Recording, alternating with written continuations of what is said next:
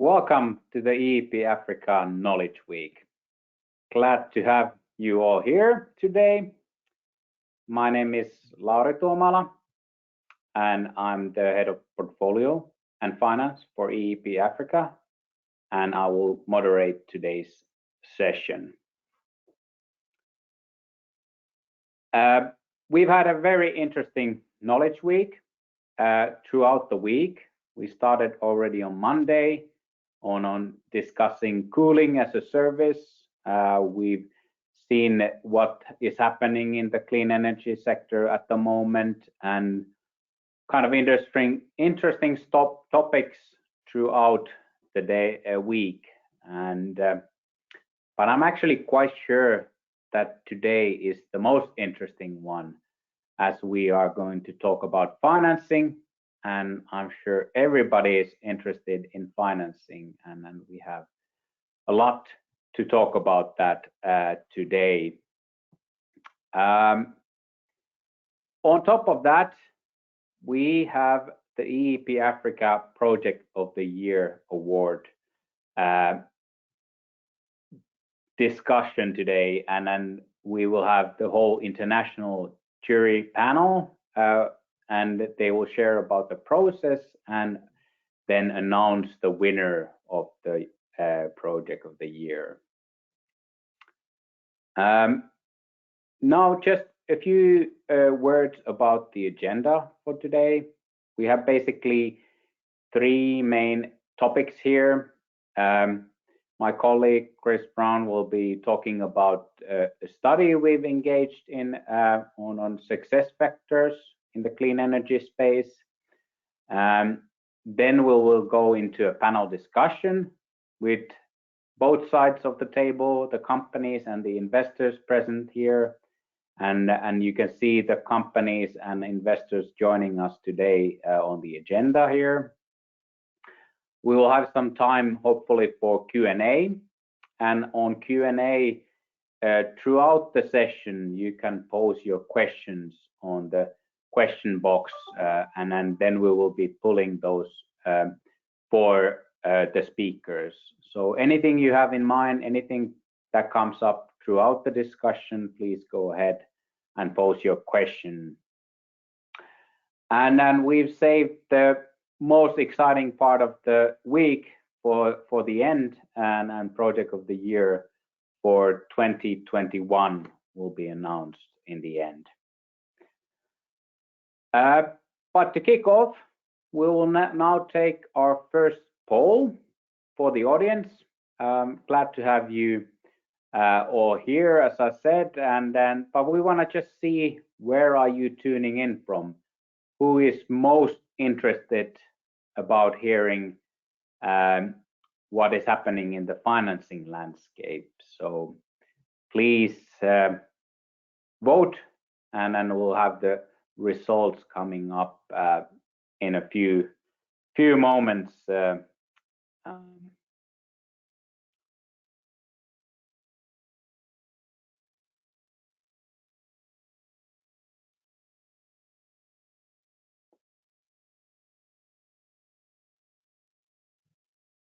All right, here are the results. Not so very surprising that East and Southern Africa are very strongly represented, and of course Europe, we have a lot of speakers.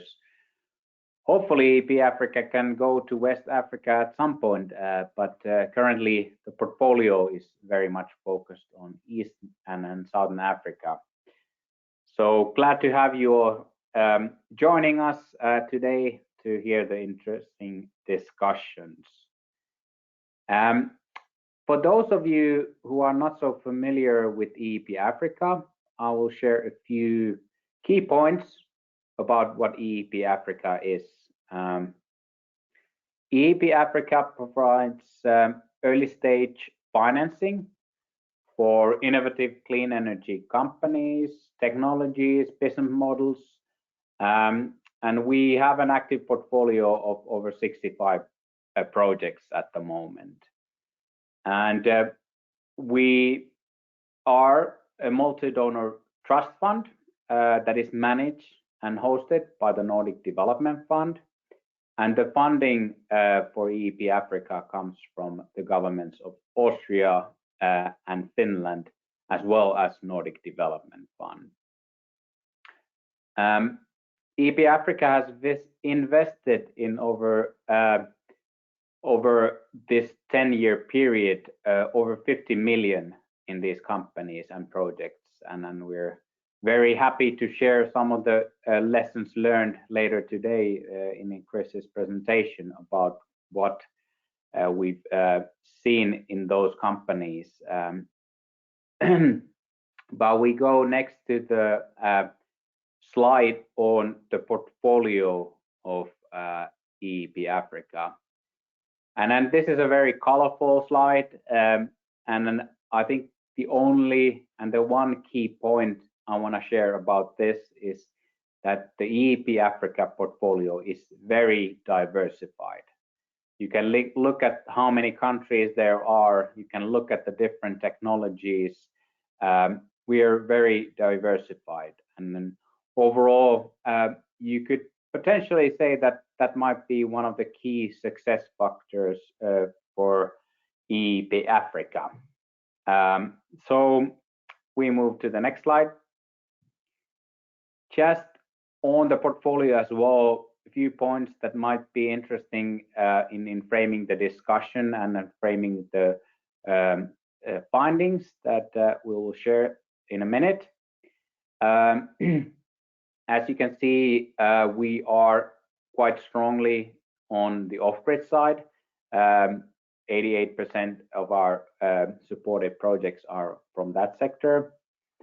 We are very much an early stage financier with our grant and repayable grant financing, with 66%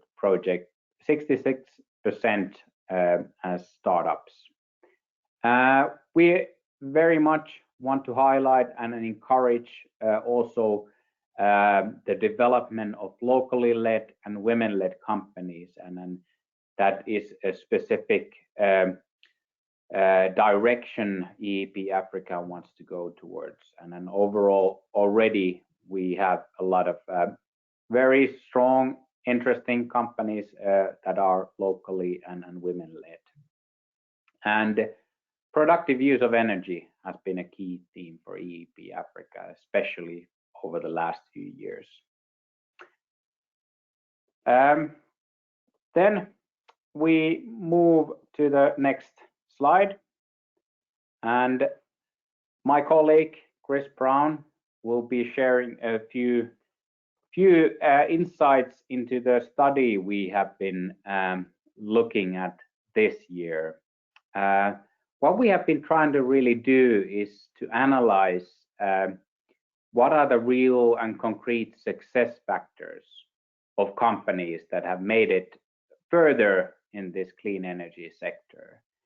And we've talked to a lot of different stakeholders in the sector. We talked to investors, we talked to companies that are in different maturity situations, we talked to donors, and we've tried to understand how they actually see what is success and what are the things that drive successful companies. But Chris is the M&E advisor for EEP Africa, and I will ask him next to the stage to share about the findings of that we've come across so far. Chris, the stage is yours. Is it so now that we unfortunately don't have a video on Chris, but the audio is working? Go ahead, Chris. Thank you, Lauri, and apologies again for the audio not working. You can't see the lovely floral shirt that I picked out especially for today. But yeah, so the presentation I'm going to give is going to be a kind of summary of the key findings from this study. We've been working for a number of months now, carrying out focus groups, doing research and analysis on the EEP Africa's historic portfolio to really understand how grants can be used to in the best way to make companies successful and in the long run and develop into fully fledged commercially viable companies. So if we could just go to the next slide. What we found is that grant funding, at least in our portfolio, serves two roles. The first is around testing. So one company described this as learning money to find fit between your product and your model and the market. And then once you've found that fit or a pretty good fit, you can then start scaling that model. And for that, you need more money, so the grant here provides the capital required to kickstart that process. So just remember those two kinds of projects. And what grants do is it gives companies the space to find what works and what doesn't. And what one developer put it allows them to allows them to stay true to their DNA and develop an impact-focused business model that isn't having to immediately run to the most commercial solution. Next slide. What we also found is that, in fact, companies use grant funding in the same way, regardless of how big they are. So there's two diagrams there. On the left, you see a startup who might use the grant to test a new product or a market. And on the right, a more mature company might already have established products in established markets, but then they still need that grant funding to test these new products or new markets where commercial investors aren't really willing to take the risk until that place or product has been proven. Really what matters is the maturity of the initiative itself or the project. So there's those two sides there, the testing phase or the development phase and then the scaling phase. Those are the two kind of distinguishing factors. Next slide. So clearly grant funding is needed by companies in order to develop. It's irreplaceable in their early stage. But what do companies need from grant funding? How should it be structured to help them? So I'm sure everyone on this call who has tried to implement something on the ground realizes that things often do not go to plan. And things don't behave as you anticipated or things change. There's plenty of external factors like supply issues and customs and regulation that come out of nowhere and delay things or change things. And even what we've seen in the last 2 years with the COVID-19 pandemic completely changed the market landscape. What developers and companies need in this situation is grant funding that is flexible. They need to be able to adapt to their environment and adapt as they learn and update their model and their product. There's some quotes there at the bottom from developers during the focus groups. In every single focus group, we did 10 focus groups. In every single focus group, flexibility or the need for flexibility was mentioned and reinforced. Next slide. And again, this is just some data to kind of back that up from the EEP portfolio. So EEP allows companies to modify their contract, and that's either an extension or to change the budget or to change the target outcomes or the kind of business model as things are learned throughout the project. And it must be obvious that change is required or flexibility is required because since 2018, nearly 70% of our projects have required at least one contract modification, some 2 or even 3. And not even half of those were due to COVID-19. You can see on the right, there's a graph showing various reasons. And the most common, apart from COVID delays, were because that company had learned something about their market and needed to adapt their project. Or this is a pivot. So almost a quarter had this. And remember, these are significant enough pivots where a contract change is required. Most companies, in fact, every company I would say, goes through these kinds of pivots or micro pivots throughout their project. It might not just change to the extent where the contract needs to be modified. And another issue that is really significant in our portfolio and really focused on a particular applications is around Ppa and licensing. So a power purchase agreement is a PPA, and that's an off-taker agreement with the government and common with mini-grid and on-grid projects. and licensing issues as well. So 7 out of 11 of our mini-grid and on-grid projects had to be modified due to an issue with either not getting a PPA or some kind of licensing issue, which it just shows how significant the challenges are for developers in this sector and why flexibility is needed. Next slide, please. So when we look at a grant, you can realize that it's not just one stakeholder being involved here. The traditional structure for grant funding is donor-led. So you have the donor at the top, kind of dictating the terms, identifying an impact that they want, and tendering for that impact. A different sort of more modern view that EEP Africa and other people take is having the developer at the center. So and when I say developer, I mean the company.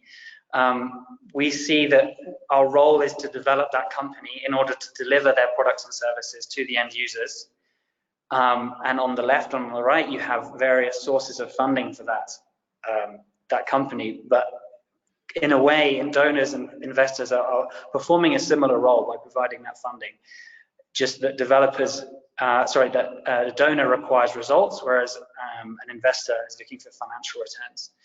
And then amongst all of that, and sort of enclosing everything, is the industry and the government. So the government sets the regulatory framework in which the developer has to operate.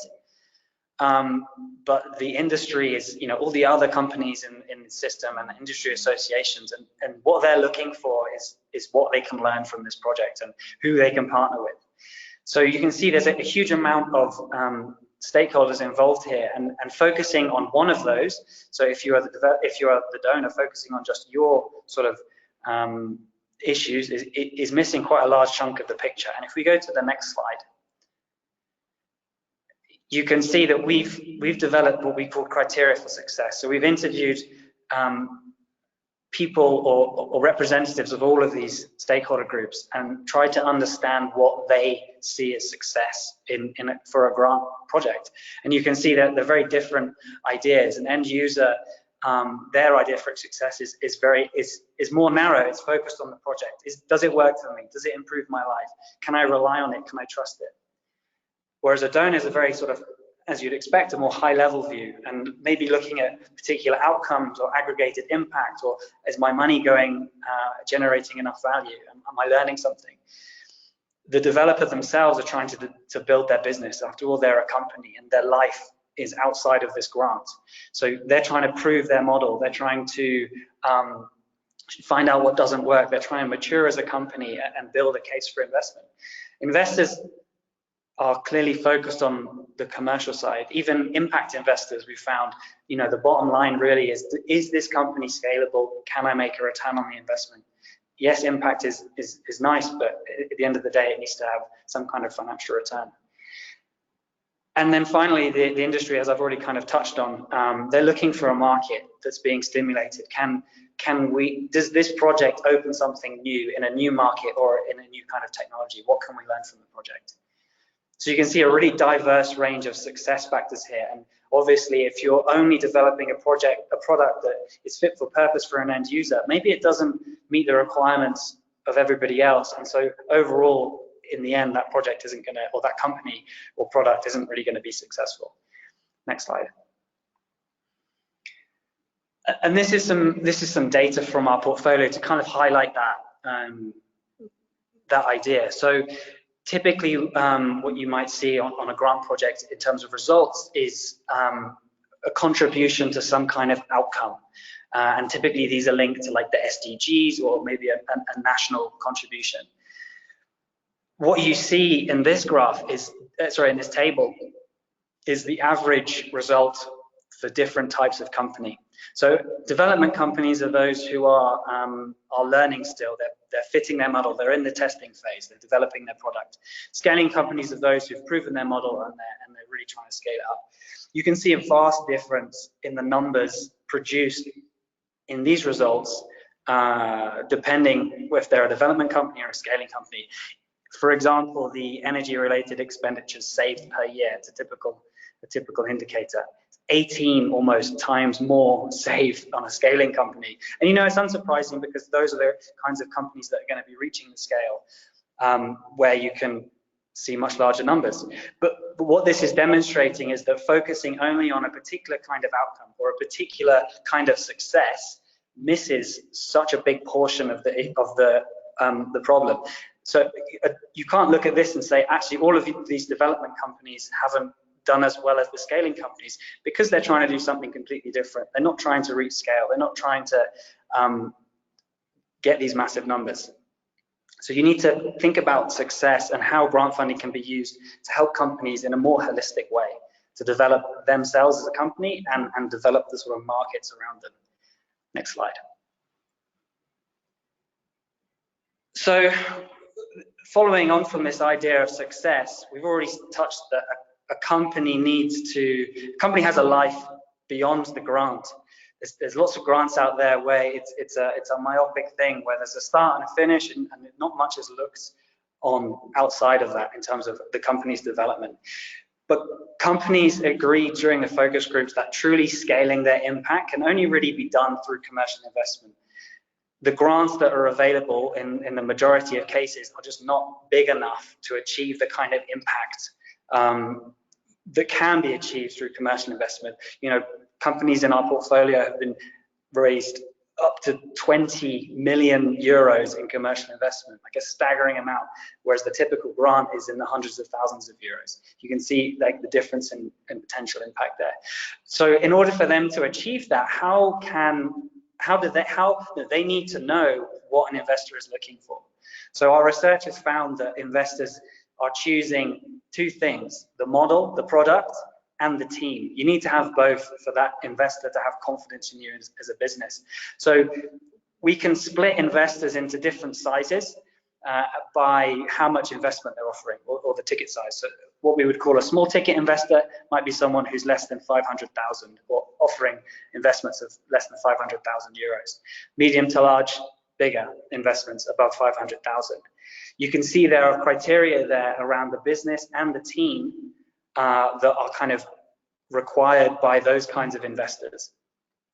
And what you can see is the small ticket investors are leaning towards the riskier end of investment, and therefore the more early stage. So if you're an earlier stage company, you could be looking to these smaller ticket investments who have, let's say, more relaxed requirements for you. There's still, you know, tough requirements to meet, but they're more relaxed. The overwhelming feedback from investors is about data collection. If you don't have well-organized and well-documented evidence of all of these things that investors are looking for, you're just not going to be able to sell your business to an investor. And so a role of a grant provider, if you're looking to help your companies get investors, is helping those companies build that package, build that investment case, and that is through data collection. Next slide, please. So we all know investment is very tricky. That's probably why most people are here on this call, is about learning about how to invest or how to get investment or make investment. But what we've seen in this research is there are significant challenges for particular kinds of companies. So locally led and women-led companies, in particular here, seem to be facing significant barriers in obtaining investment. And what demonstrates this is the data that we see in terms of the amount of investment that they're able to obtain over the lifetime of their project with us. And what you can see here is that locally led companies, on average, have raised 8 times less than internationally led companies. 8 times less. I think it's a staggering difference there, and something that clearly needs to be addressed within the sector. And likewise for women-led companies, over 3.5 times less than those led by males. So there's clearly large disparities here in the amount of investment that's achieved by these kinds of companies, and then there's unique kinds of support that can be given to these companies to help them as they develop. Next slide. So this is kind of a snapshot of a much larger study, as I said, around success in grant financing and how to help companies beyond grant financing. There's a couple of covers there of previous in-depth studies which you can go and read, and just to say that there's a lot more coming from this kind of information, and it'll be out in the next few months. Thanks for your time, everyone. Thank you, Chris, for the interesting presentation and insights. I think like one thing when I was looking at that presentation kind of came to mind, and we can touch on that in the panel discussion, but it is a fairly complex setting for the companies, but there's a lot of stakeholders involved and they're all needed, but how can we best cooperate together to kind of make a greater impact? I think that's a big question we can address, or at least try to unpack as we go forward. Now we take the second poll before we start the panel discussion. I think our panelists are eager to say their words, but to get a response from the audience as well, kind of maybe it's good to kind of frame this as well for the discussion coming up. So if you're a company, are you primarily grant funded or commercially funded, or do we have a lot of other participants as well joining? So please answer the poll, and we'll have the results coming up in just a minute.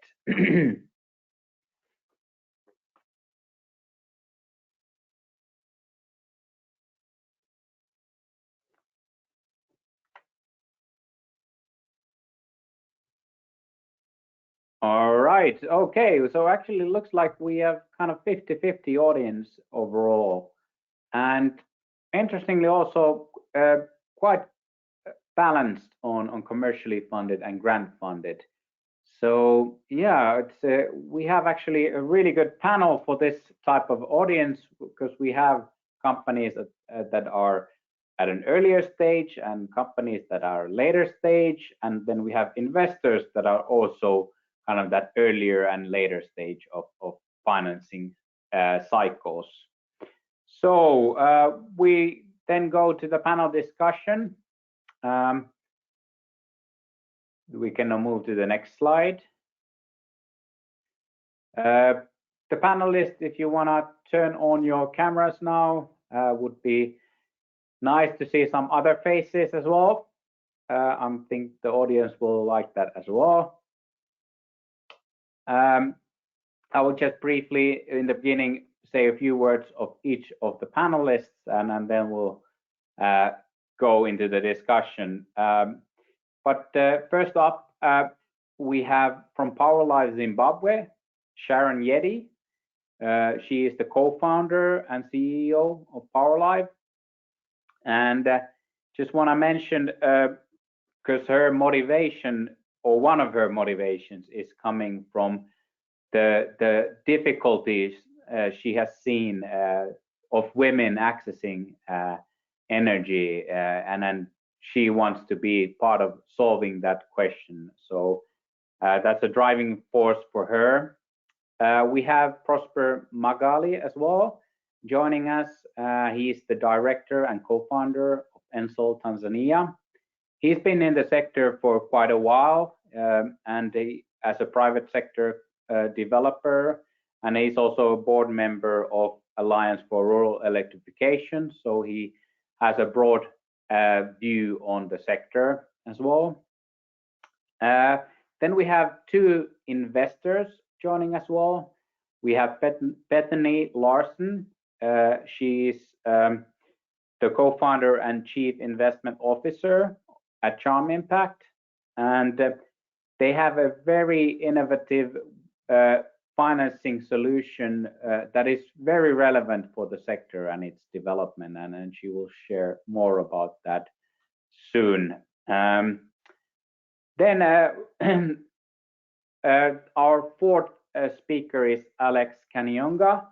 He is the director at Lionshead Global Partners, and he has a broad experience from the sector. He is currently in charge of the deal life cycle of the Off-Grid Energy Access Fund, OGEF, and he's, for example, worked at MCOPA, so he also has that other side of the table perspective. So glad to have you all here.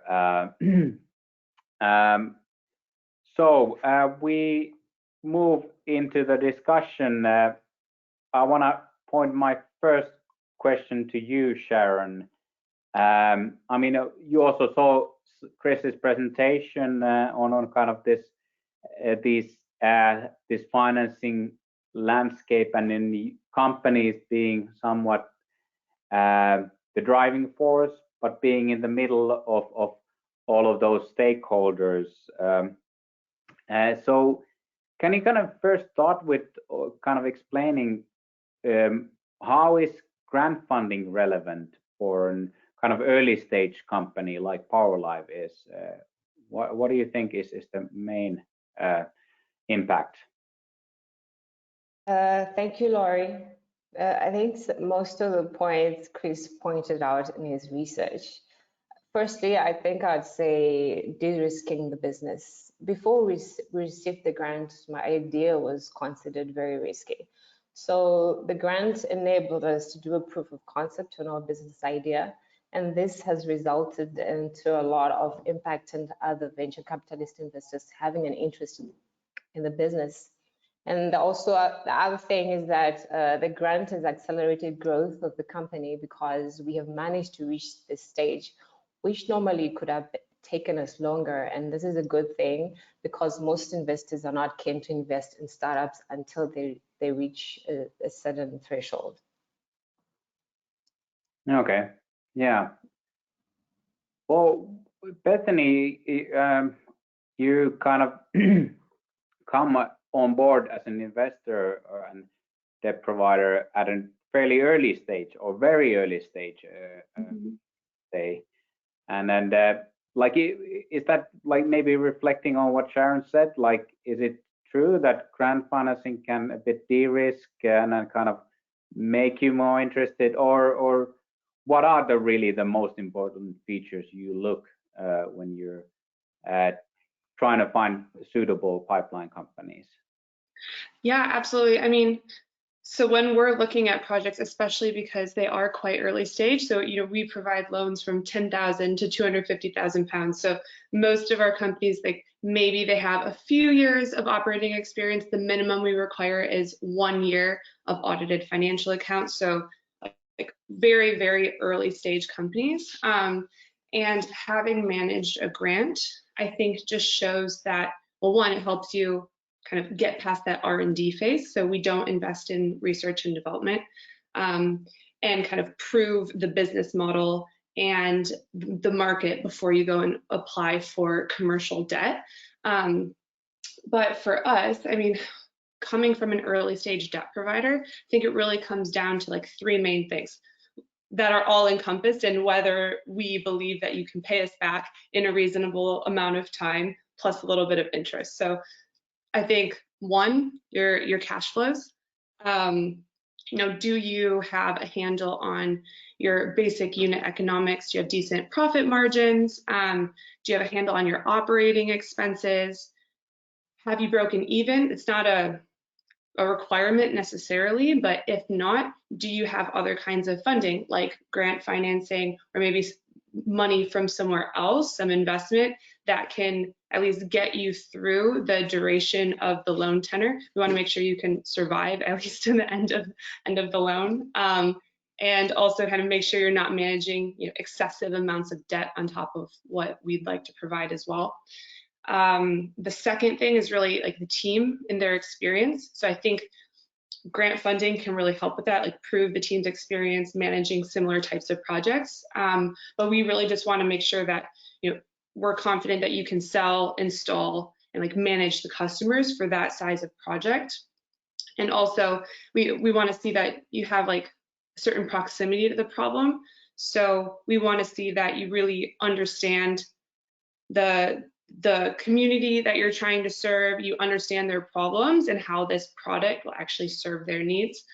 And then finally, kind of customer selection and management. So like if you don't have happy customers, they're not going to buy your products, they're not going to pay you, and then that puts the loan at risk. So we want to see that, especially if you're offering anything like pay-go financing, like you have a pretty solid customer selection process that takes into account, their affordability or the affordability of the product for them. And also that you have a certain level of customer management and support infrastructure in case there are problems along the way. And maybe the final bit of that is really just around the product quality. So we want to see that customers like the product and that it's not causing a lot of issues for them. So it reduces the risk that they'll stop paying you for them. Yeah, thanks for sharing. Kind of, this is probably for the audience really kind of good to hear kind of how that's broken down. I think Chris was talking like some of those are in that, like the model, the data to back it up, and the team, but like you opened up a bit like from you what it means exactly, what do they have to have the product as well that needs to work, and then the community connection. And yeah, well, I think when I asked then next Prosper, and then kind of you've been in the sector for a longer time, and also kind of maybe your company is a bit more mature in ways. So do you think that grant funding is still needed in later stages of company development, and then what could be the role there? Thank you, Lauri. I must say I really enjoyed Chris's presentation, especially the recognition that locally owned companies and even women-led companies raised less investment compared to international companies. And I think if now we are starting discussing this challenge, I think is the right step now to address this challenge, which for the most time I've been in the sector, it's really a big challenge for locally owned companies to raise investment. Now, on the question of the importance of grant funding for matured companies, I think the grant funding is still very important even for matured companies, as most of the time you would need to pilot or test new ideas or business models. You would need to enter into new markets, which are quite risky. So sometimes you also need to de-risk some of the activities that you do. A very good example is on the mini-grid sector, where if you can combine a grant with other sources of finance, then you can have a very good financial model. Without grants, today as we speak, it will be very difficult for the mini-grid sector to excel. So grant funding is still very important even for matured companies. Yeah, well, yeah, I agree. And then there's different sectors within the off-grid space, like you mentioned, the mini-grid sector. It is at a different point and working with the different models. So there, the situation is as well kind of requires grant financing. But Alex, would be interesting. Your ticket sizes are larger than compared to, for example, Charm Impact. But do you see kind of the situation differently in a way? What are you looking at when you're looking at a company? Is it the same things, or are there different things? And then is at that point as well, kind of how relevant is then the grant funding at that point anymore, or is it even kind of a cause for concern if there's a lot of grant funding at that point still in the company? Yep. Well, thanks. I'd have to start by saying that I agree with all of the above. So whatever Bethany said with regards to the kind of things that they will be looking for. But obviously our ticket sizes are larger. So we look at between 2 to 10 million, which is sort of the mid to larger scale of the businesses. And for that reason, our requirements or the kind of things that we like to see within these companies are a bit more, more stringent, if you would use that word. So I'd highlight 4 general areas, but those are by no means all of them. But the first one, which is very primary, is a company ought to have a strong credit function, and by that I mean it's solid underwriting that again Bethany alluded to, and this is customer selection process. We've seen a number of tools that are used for this kind of screening. For solar home systems, it's the deposit that is applied, and that is it's sort of a huddle or a screening tool that is used. And so that's one of them. And for mini-grid, companies, again, it's the enrollment fee or the connection fee that is applicable. So it's this underwriting, ingredients that go into it. The other bit of the strong credit function definition is strong portfolio performance, and there are a number of industry now standard metrics that are used. So this could be utilization or repayment ratios, to see of the companies or of the customers that have been contracted or enrolled, what's the repayment rate and what's the portfolio at risk. So this is one area that we spend a lot of time in our due diligence to make sure that that bit is done right, because most of the deals that we do, the collateral that we take is in the form of customer receivables. So that bit has to be done proper. The other bit is again, company track records, and this sort of is broken down into 2. Most of the companies that we see have sort of figured out how to sell. That is almost always not an issue, but it's the other bits and pieces that go behind, once the sale is made. It's again the credit function, whether that one is done proper. Again, I saw one of the earlier slides, data management. That is also very critical for us. Once they collect this data from customers, what does it tell them? How do they interpret it? And again, after sales is also important for us. How do you treat your customers and moving forward? Again, demonstration of track record and growth is an indicator of what's going to happen in the future. So we're also very keen to see what has happened in the past and whether we can rely on that moving forward. 2 of the last indicators or things that we look out for is, again, given the scale of ticket sizes that we have, is good capitalization. So equity or equity equivalent. So this would be, whether they're convertibles and shareholder loans or or even grants that we can use to leverage and offer debt. So good capitalization, a strong balance sheet is something that we're always looking out for. And then the last thing, great team. That is sort of it's the bottom line that you can never run away from. And we also have a very keen focus on local founded and local led businesses. So Prof, to your point, that is something that we're very keen on, and we would be willing to try and figure out how we can work with a locally founded, locally led business to make sure that, again, that's an area that we focus on. To the last point, Lauri, on whether we see there is scope for grant funding in sort of the larger business, the answer is yes.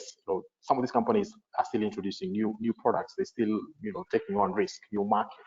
So there is still a need, and moving forward, we'll be looking forward to working with grant funders to make sure that we are better aligned moving forward. Thank you.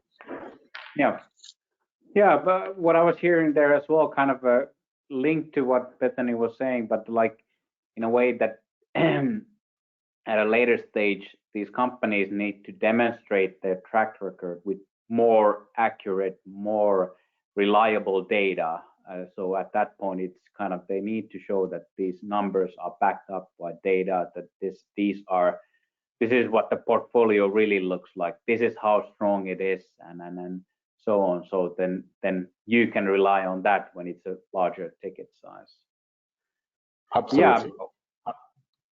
Yeah. Well, I mean, there's still a lot to do, and then like all of you were referring to some of the challenges, barriers as well of financing related topics. So I want to kind of turn the discussion a bit towards that direction, but also maybe the cooperation in a way, like where are the points to work more together and then kind of share information and then share our common understanding of the companies and the sector and its development. But maybe could you, Sharon, share from your perspective, what do you see the biggest barriers at the moment, and then especially like related to the financing, like what do you see is the critical issues there? Thank you, Lauri, once again. I'd say the biggest one is shortage of working capital. I think that's number one on a lot of companies' lists, because with lack of working capital, there's no funding to buy inventory and cover distribution costs. And without that, there's no progress and there's no growth. And then I also think there's lack of capacity building. You know, most startups like proper capacity building. This is important as it ensures that the funding that has been received is complemented by an organization that has strong organizational systems and teams with the required skills to produce good results. Our funding from EEP Africa, for example, and the Energy Relief Access Fund didn't just end with just receiving the money, because we've received help with capacity building and linkages with other possible investors. So I'd say those are the main issues, but starting with the shortage of working capital, like I initially said, that's a really big issue. So I'd say, what could financiers do to help overcome this? I think they could start by providing more patient capital to help curb these challenges. In Zimbabwe, for example, the financial institutions here are more interested in security rather than the business idea.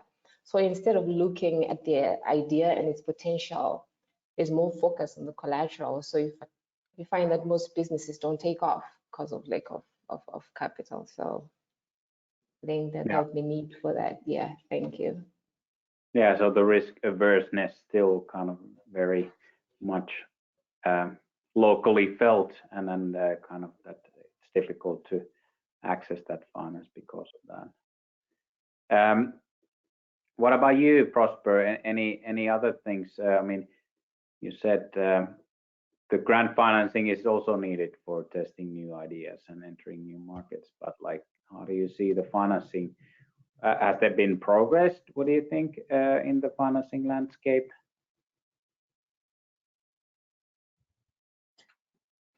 Thank you, Lauri.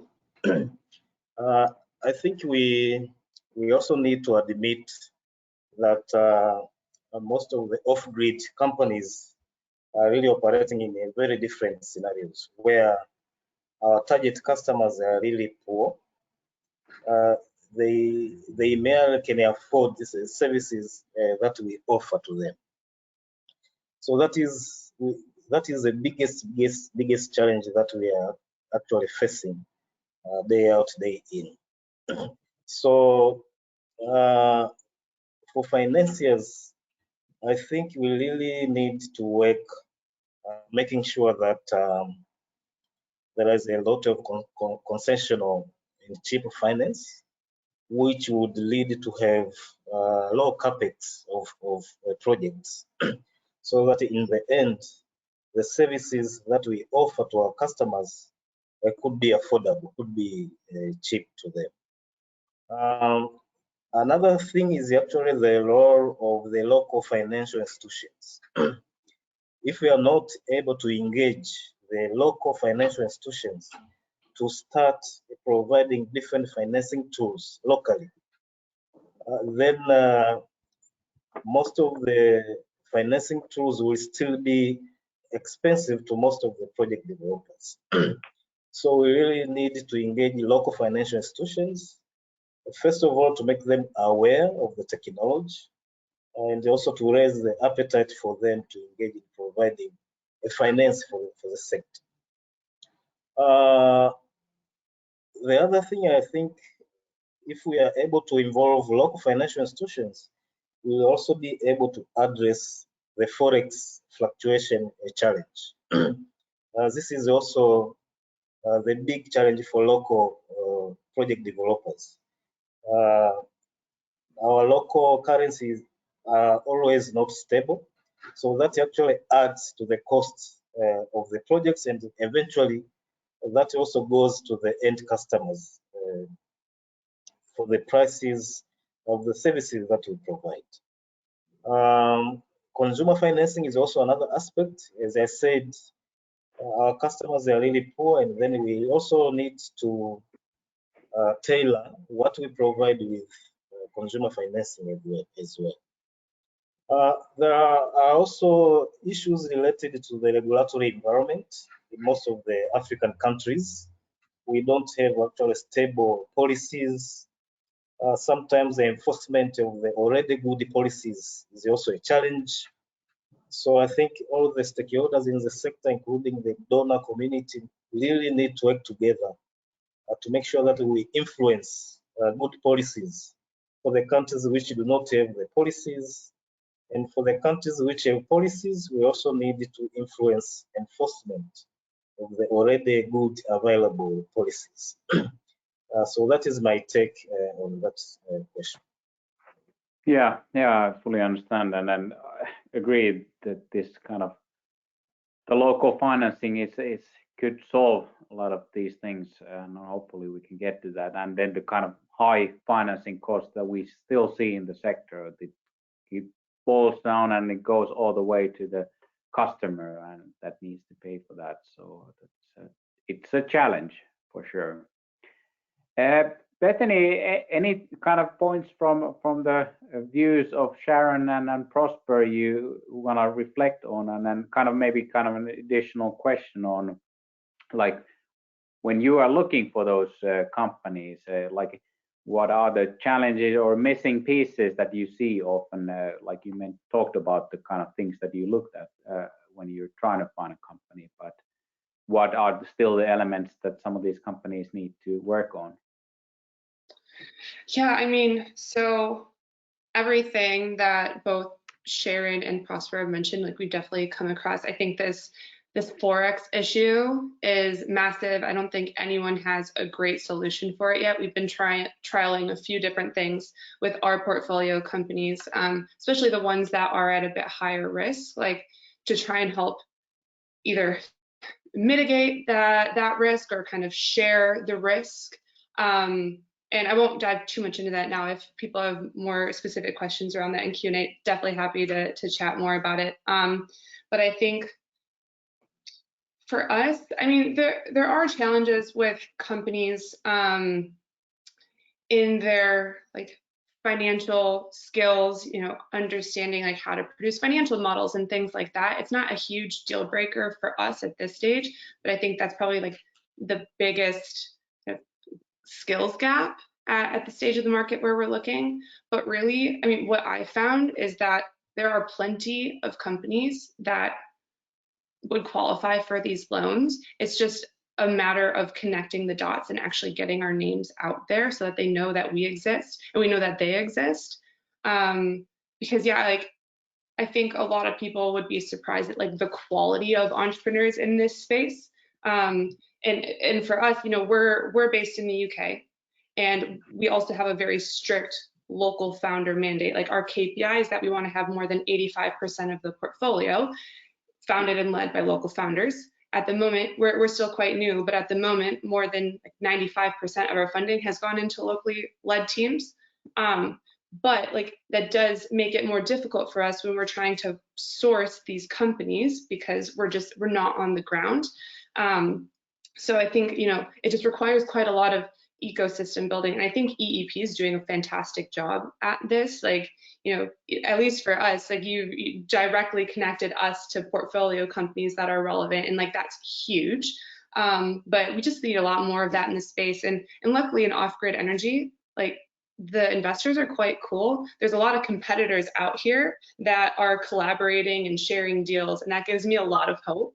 But we just need like more of that and like easier ways to facilitate that, because you know right now it's a lot of like ad hoc relationships and like one-off referrals here and there. But like my dream is to have like a platform where we all just like put these deals and can like tag each other and like who might be interested. But anyway, it's kind of a pipe dream. I don't know who's going to lead that or fund it, EEP. But who knows? I think, yeah, I think that'd be awesome. And then I just want to say, Sharon, girl, if you need funding for inventory, call me. Like, yeah. Yeah, that's great. Yeah, I agree. Like, and then like that there is a lot of this collab behind, but like, and hopefully that can grow and kind of that these linkages between, like, we've talked with a lot of investors just during this year, and then like they have their own scope and kind of target sector. So sometimes they get invitation or kind of introductions from companies that are not maybe suited for them, but maybe it could fit at another investor's portfolio. So I think more of that is still needed to do this. But Alex, what about you? Any thoughts on this? Like, how could these funders and investors in the space work more together to kind of grow the, or get, I think in some ways, like, get this sector growing faster? I think that's kind of the key issue. I mean, there seems to be financing, there seems to be any companies coming, but maybe they're not matching. So how can we speed up that process? Yeah. So yeah, so I again, you know, coming last, I agree with what has been said. There has been a bit of activity, you know, trying to solve a lot of this. So a couple of examples are in the market. There is this household solar funders group that was convened by Shell Foundation and brings together all these you know, investors. I think that's an excellent platform where, you know, investors come in and those who are willing, you know, share pipeline and share opportunities where, you know, company approach them, they are able to fund them, and, you know, they recommend that to other people. And also, you know, shout out to EEP for the sessions that you guys hold, you know, bringing in investors and potential, you know, companies that are looking for funding.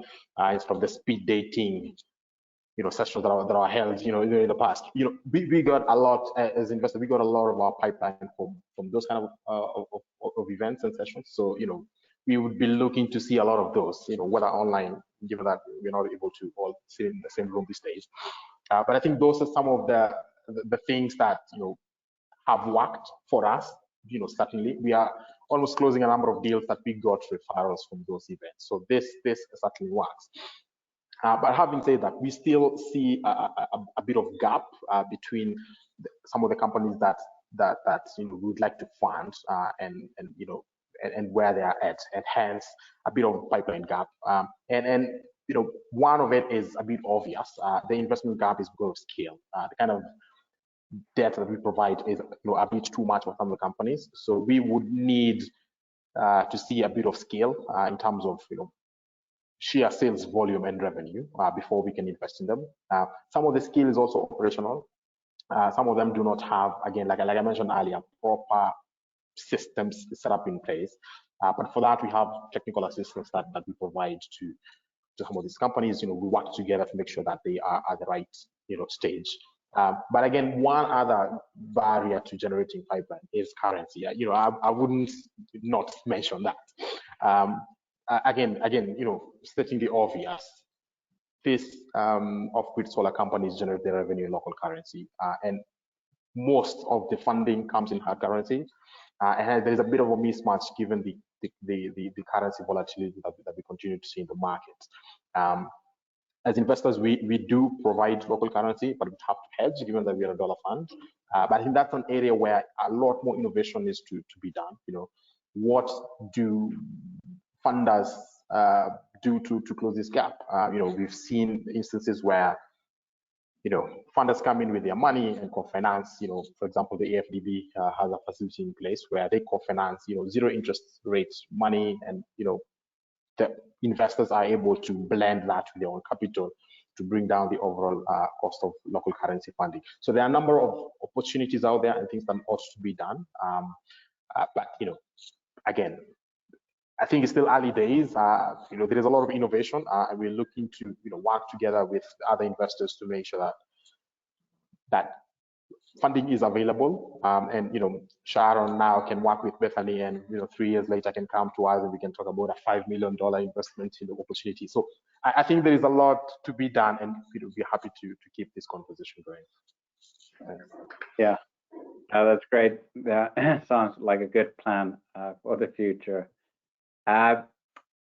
Before we move to the next section of the event today, there was one interesting question that is actually relevant for all of you. So I want to have that one question from the audience as well posed here, so that we get their questions as well. The question goes like this: concessional financing and demand-side subsidies in the off-grid solar sector can be really useful to encourage the end users to take up new products. Do you think there should be a definitive amount of time a company can access this type of financing before it needs to be shared with the next company? So do you think there's a time period where this kind of concessional financing is relevant, and after that they should either make it or then somebody else kind of gets the opportunity, in somewhat simplifying the question? Any thoughts? I think putting a time limit on it is super dangerous, just because everyone's business is so different and their challenges are so different and their needs are so different. I think there might be a kind of development point where they naturally shift away from grants, but even like Alex and Prosper were saying, companies at a later stage can still use grants or still need it if they're testing new products in new markets. Actually found that even our financing is useful for slightly later stage companies too, where we kind of assume that companies would just graduate beyond us and not need us anymore. But it turns out that even at a later stage, there's still a certain element of kind of like testing and piloting that's needed. So yeah, I would say don't put a strict limit on that, because I think you'll find that you'll just abandon like really high potential companies unnecessarily just because of these like arbitrary deadlines. But yeah, it has to be more of like a case by case basis. Yeah, I fully agree with that. And just one other point on that is, companies will do whatever you tell them for them to be able to take this money. So if you put a timeline on it, they'll make sure that they've structured the program to make sure that all that money is absorbed, and you probably will not end up achieving the goal that you set out to. So it's always nice to, in our opinion, to structure with an end result in mind, and again, having flexibility, like EEP, I've seen that you guys have a lot of flexibility as you move along with your grant financing, and not have strict timeline that this is what it is, because companies will absorb the money one way or another. I agree with what Bethany and Alex have said. I don't think there should be a strict timeline, because I think just letting people just do what they have to do and not a strict timeline enables them to really go through what needs to be and do what needs to be done, and actually give proper results and not actually say something because it needs to be said.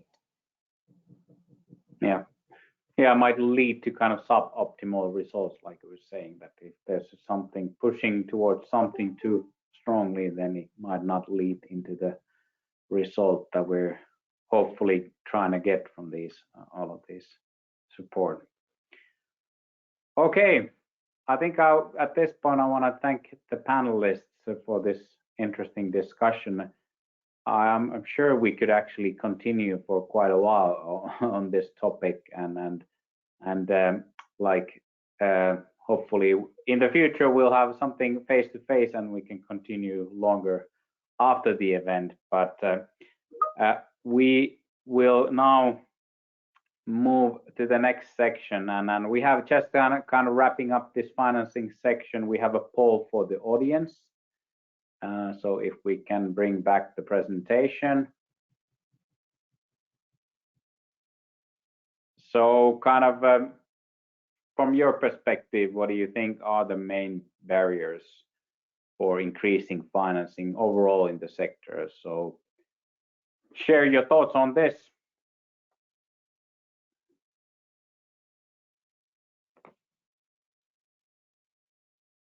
And we should have the results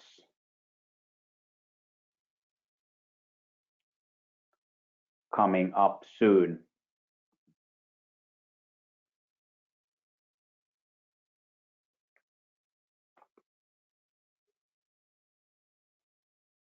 All right.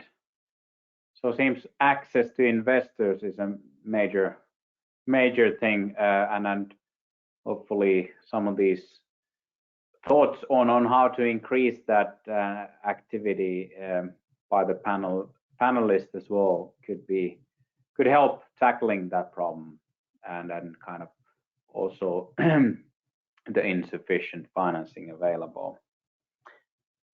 Okay, thank you for all the panelists. We move to the next section, the Project of the Year award. I will introduce the jury of the Project of the Year award. We have a very interesting, diverse sector representation in the jury. They had a very interesting discussions on the selection, and then they will share more about the process coming up. I will briefly just introduce the jury panel, and then they will share their thoughts on the process. The chair of the jury is Aleksi Lumijärvi, who is a program manager at the Nordic Development Fund.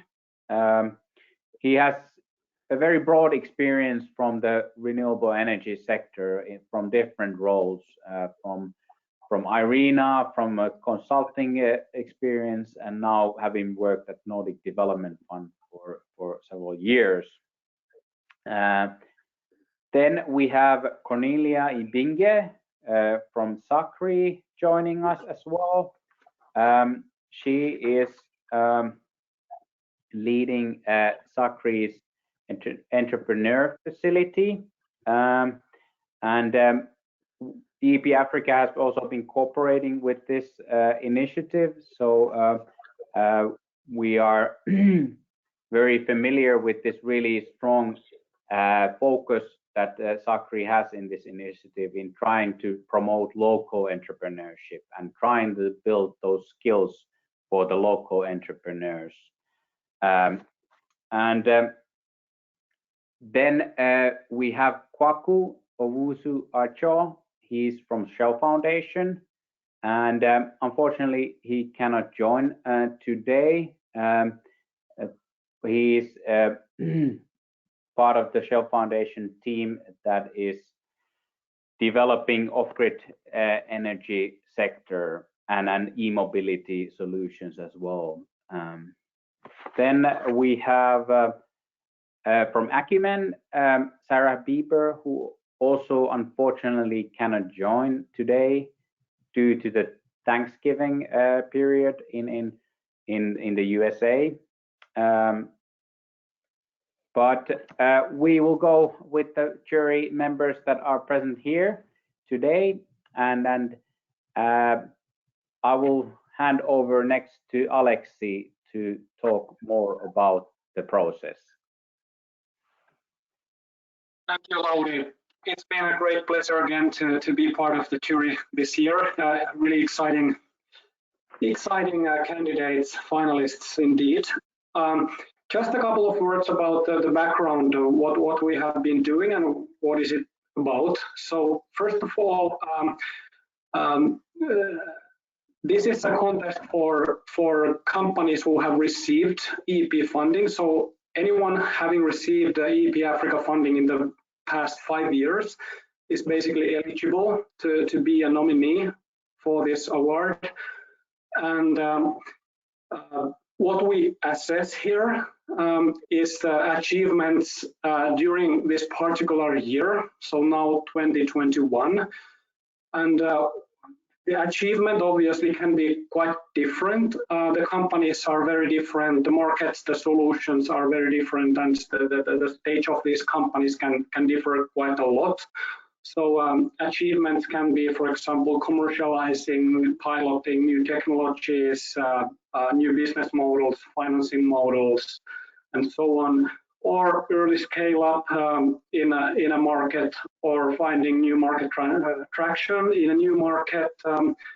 It can also mean success in fundraising, and also other types of successes. And also, quite often, these successful companies have faced challenges and shown adaptability in their business models to find ways around these challenges. And basically, as you will see, the finalists typically, like this year as well, they will have achieved great progress on multiple fronts, not just one.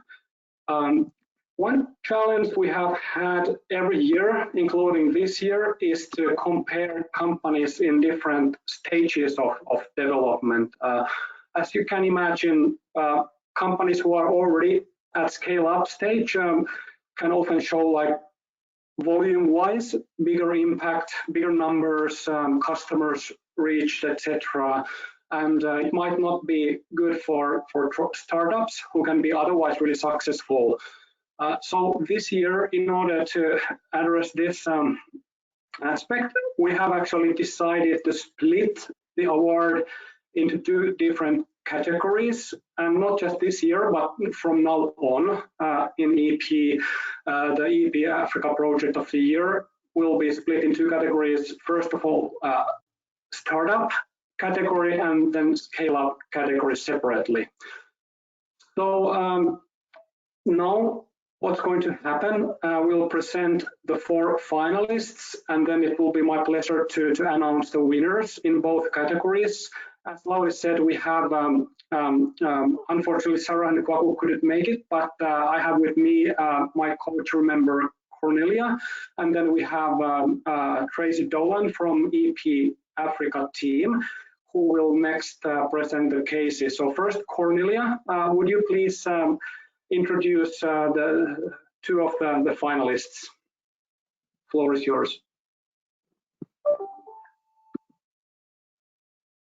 Thank you for the opportunity. The first company to be introduced is Powerlive Zimbabwe. This is a women-led solar energy company that then is in the sector of scalable solar systems and appliances in the rural as well as the off-grid areas in Zimbabwe. And they do this through pay-as-you-go model. And some of the achievements are listed there, but just to note that that this project, despite the lockdown in Zimbabwe, they still managed to succeed in different ways, where they've sold over 1,500 systems. And it's also to note, as Sharon has also indicated previously, that they also secured funding from the Energy Access Relief Fund. So really, these are some of the achievements which are all noted there. And they also managed not to retrench any of their members. And just to note that they have about 80% of women-led officials, whether they're the staff, the sales agents, as well as the technicians. Next slide. And the second company, this is Sistema Bio. It's an international company, but here it's then a project which was funded is a biogas for women by women in Kenya. And really here they look at the sector is biodigesters for smallholders farmers, where it's very innovative, as well as they provide training as well as financing for the smallholder farmers to make sure to increase productivity, efficiency, as well as sustainability. And here as well, this project has managed through the difficult times to save or increase their revenue by 20%. This is then for 2019 and 2020. And they've also incorporated or improved the gender balance in the sales team, and now have about 80% women which are then active in the sales team. And it's to note that they've reached a target milestone of about 5,000 customers in Kenya. Thank you. Thank you, Kornelia. Impressive indeed. Next to Tracy, would you please introduce the other two finalists? Sure, with pleasure. Thank you, Aleksi. So our other two finalists, we'll start with Jazza Energy. This is a Canadian company that's working in Tanzania, and although it's registered in Canada, it does have quite a strong local staff and local leadership. Their model is solar battery rental and recharging stations. So they have set up a network of 63 hubs covering 3 regions of Tanzania. And these hubs are operated 100% by women from the local communities. So they go out and recruit young women, often from the local, and with training in financial management and technical management of the solar hubs and battery charging, and really develop the hubs very integrated into the local community. They 70% of their customers make less than $2 a day, so they're really reaching the last mile communities in the bottom of the pyramid. And they've used the EEP Africa grant financing to really test their model and improve it. Chris was speaking earlier about pivoting during the grant, and they have done that and really come up with a model that is more sustainable and ready to scale up for growth, with a improved battery model and improved business model in terms of how to reach the communities. And they've been successful now in raising additional funding with close to 3 million secured since the grant started. And then our final finalist for this year was Zembo, which is a e-mobility company working in Uganda. This was a startup company that was very early stage when EEP Africa began funding them. They were funded in our 2018 call. And Zembo actually stands for Zero Emission Boda Boda. So they are bringing electric motorcycles to the Boda Boda market in Kampala. And during the grant project, they were in the pilot phase first. They tested out 6 different prototypes with a small group of drivers collecting feedback. And then during the grant period and to today, they now have over 200 motorcycles on the road and 25 solar charging stations in operation. They're also on their way to developing a corridor of solar charging stations leading from Kampala to Masaka. So they're expanding their reach beyond the capital city. And their product has been shown to increase drivers' revenue by 60%, as well as, of course, reducing noise and air pollution in the city, which is very important with the number of Boda Bodas on the road. They have also been successful now in raising investment and are very committed to working with others in the e-mobility sector to ensure that the technologies the battery swap stations can meet the needs of other e-mobility companies as well. So that was our final finalist for this year.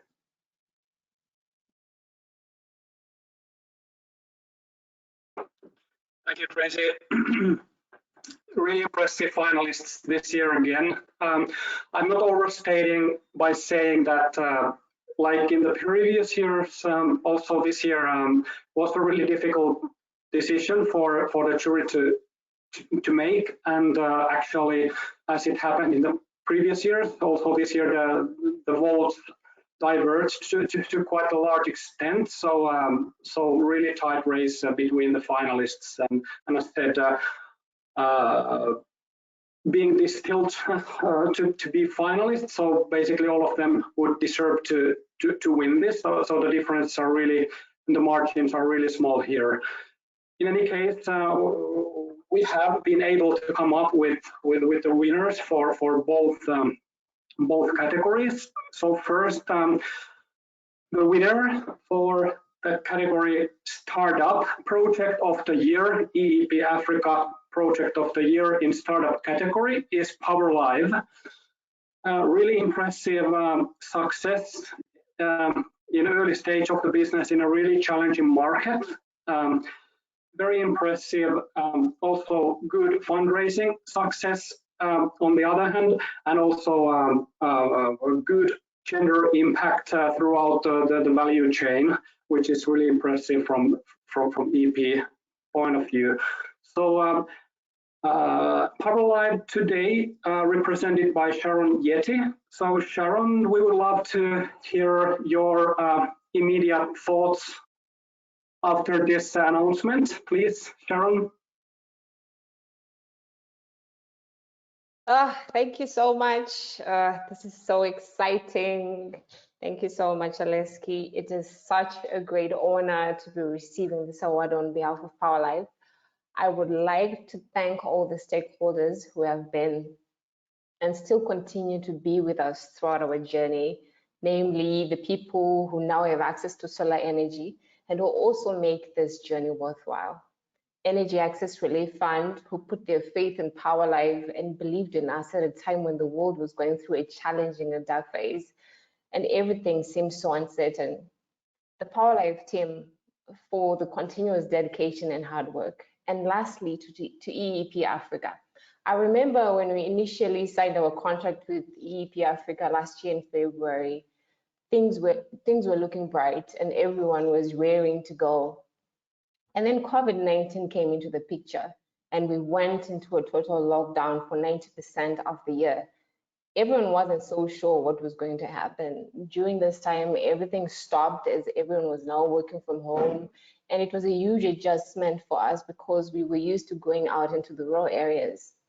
EEP Africa was very supportive during this time because we received a lot of business development support and attended different webinars, which helped us forget the grim situation going on outside in the world. 2021 started out with its fair challenges that continued because of COVID-19, but it has ultimately turned out to be much better than 2020.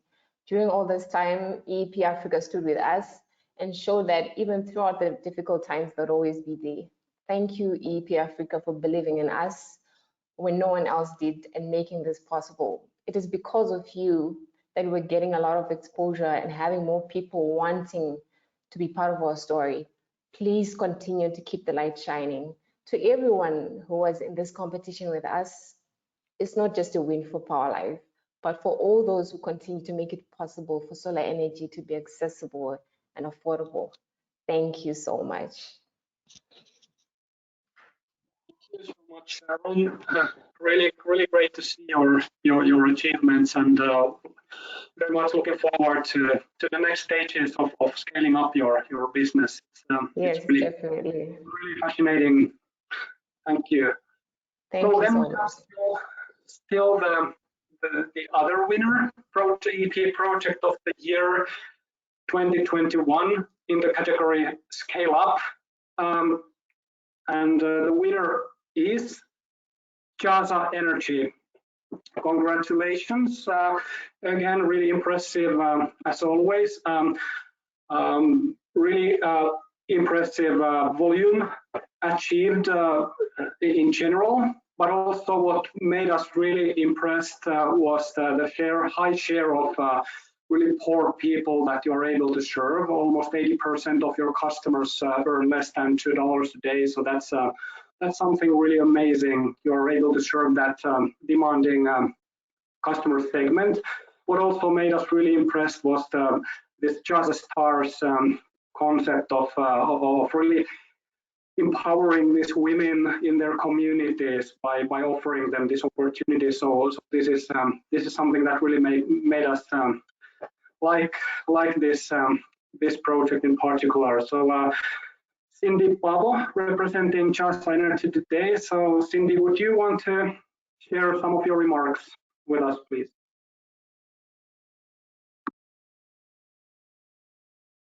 Cindy, I think you are, yeah. Can you hear me now? Now we can. Yes. Oh, that's great. There's always a joke that says anytime there's a tech-related event, there's always a technology mishap. So yeah, I am elated that Jaza won this award. We are very excited. We're very grateful. I am accepting the award, of course, on behalf of Jeff Schnarr, our CEO, who is in Oyo State, Nigeria right now, building new hubs there. So we're already on the scale up, on the up and up, trying to build more hubs and reach more communities. I would like to, with that, I would like to thank the Jazza Stars, who are our rural women who work with technology to power their communities. It's a group of amazing super women that I live and work with every day. So I'm super excited that one, they've been acknowledged, but secondly, that they've been able to help us get this award as well. I'd also like to, of course, extend my thanks to Jazzarians.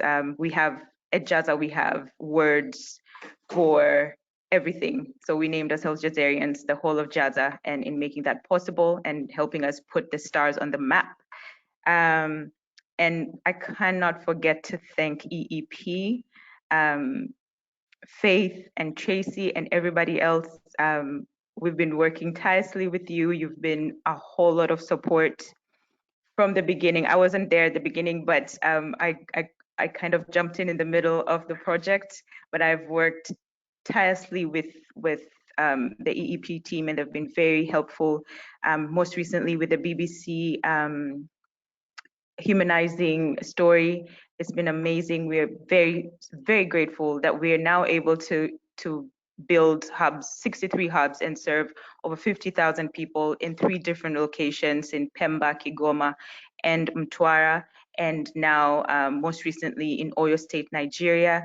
And of course, we're able to serve our customers who most of them live under $2 a day. That's not an easy task. But EEP has been able to support us through that by helping us, provide more affordable pricing, but at the same time, more better products that can serve that market. Yes, I'm very grateful on behalf of Jazzarians, Jazza Stars, Jeff Schnur, and the rest of the Jazzaverse. I am ever so grateful. Thank you. Thank you very much, Cindy, and also good luck with your next growth steps in your path.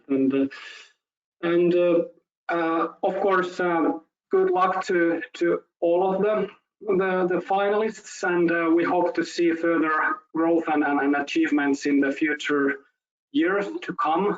And hereby, I guess I declare today's work completed, and also thanks to co-jury members, and thanks to the EEP team, and back to Lauri. Thank you, Aleksi. And congratulations to the Powerlive and Jazza Energy teams for these awards. Amazing achievements overall, and all the best for the future as well. I'm sure you can create a large and sustainable impact in this sector. So all the best. Difficult to give applause here, but anyways, congratulations to you. I would just say a few final words as the departing message to all of you. And mostly I want to thank you all. I want to thank you, the audience who have joined today, and the audience that has joined throughout the week. We hope that these knowledge exchange events that are held virtually still have learned something or teach you something interesting. Maybe you've picked up an idea here, maybe you've seen something interesting you can take into your business or operations. Hopefully something interesting you've heard throughout the week. Secondly, I want to thank all the speakers that joined us today. I want to thank all the speakers that joined throughout the week. All of our partners.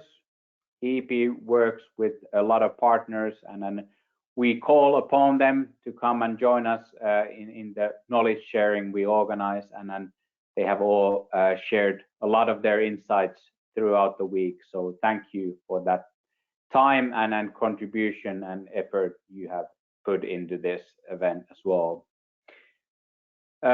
Thirdly, I want to thank the donors of EEP Africa, because without the funding from the donors, this event and all the support EEP Africa provides to the sector would not be possible. And the funding for EEP Africa comes from the Nordic Development Fund, Ministry of Foreign Affairs of Finland, and Austrian Development Agency. So thank you for the funding.